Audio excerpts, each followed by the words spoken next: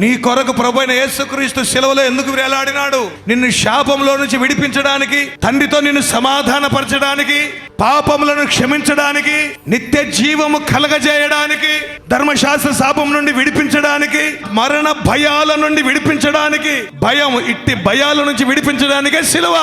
అందుకే శిలువ వైపు చూడండి. యేసు నామములో మీకున్న భయాలన్నీ దేవుడు తొలగించును గాక. శిలువ వైపు చూస్తే నీ భయాలు తొలగిపోతాయి. చూడండి, శిలువ ద్వారా మనకు పాప క్షమాపణ, శిలువ ద్వారా మనకు విమోచన, శిలువ ద్వారా మనకు ఒక రాజ్యం, అంధకార సంబంధమైన అధికారము నుండి విడుదల. దేవుని బిడ్డరా, ఈ సువార్తకు కూడా శక్తి రావడానికి కారణం శిలువనే. శిలువ ద్వారా దేవుని సువార్తకు శక్తి. విసర్జించలేరు. శిలువను ధ్యానించేవారు, ఆ విలువ తెలిసిన వాళ్ళు శిలువను ధ్యానిస్తారు. శిలువను ధ్యానించే వాళ్ళు శిలువను వెంబడిస్తారు. శిలువను వెంబడించేవారు అంతం వరకు ఎన్ని ఉన్నా కూడా సహించుకుంటారు. అయితే మనల్ని నీతిమంతులుగా చేయడానికి ఆయన శిలువ ఎక్కాడు.